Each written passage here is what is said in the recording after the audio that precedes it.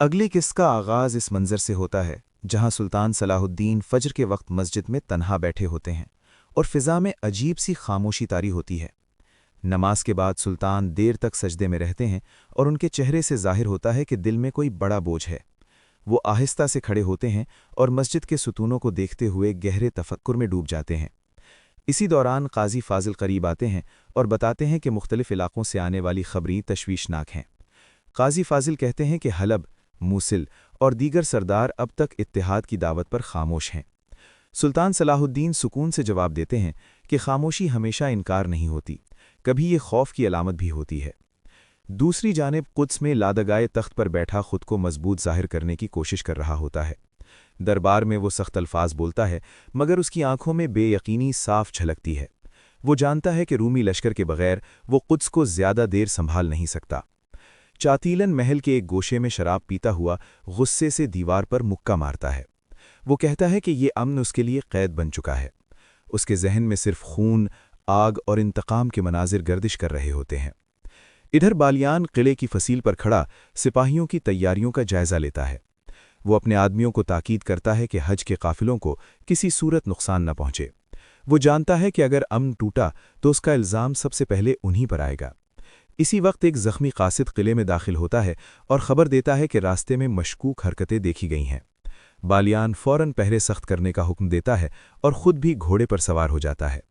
فضا میں خطرے کی بو صاف محسوس ہونے لگتی ہے۔ ادھر لادگائے کو اطلاع ملتی ہے کہ رومی لشکر ابھی مزید وقت لے گا۔ یہ خبر سنتے ہی اس کے چہرے پر بے چینی پھیل جاتی ہے۔ وہ چاتیلن کو بلا کر کہتا ہے کہ ابھی کھل کر حملہ نہیں کیا جا سکتا۔ چاتلن غصے میں کہتا ہے کہ انتظار نے اس کے صبر کو ختم کر دیا ہے۔ وہ کہتا ہے کہ اگر حکم نہ ملا تو وہ خود فیصلہ کرے گا۔ لادگائے سخت لہجے میں اسے خبردار کرتا ہے کہ ایک غلط قدم قدس کو آگ میں جھونک دے گا۔ دوسری جانب سلطان صلاح الدین کو خفیہ ذرائع سے اطلاع ملتی ہے کہ دشمن کے ارادے صاف نہیں رہے۔ گوک بوری، عماد الدین اور دیگر امراء سلطان کے خیمے میں جمع ہوتے ہیں۔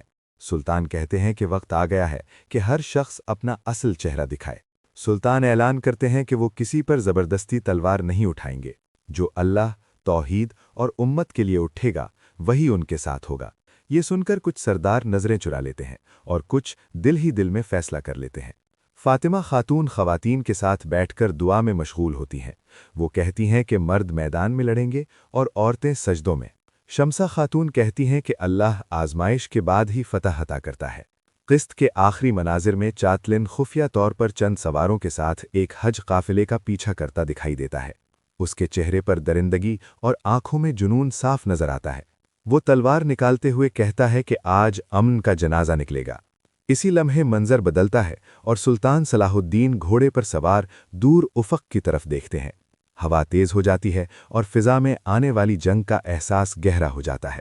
سلطان زیر لب کہتے ہیں کہ اگر ظلم نے حد پار کی تو صبر بھی تلوار بن جاتا ہے۔ اسی بے چینی، خطرے اور آنے والے بڑے تصادم کے احساس کے ساتھ یہ قسط اختتام پذیر ہوتی ہے۔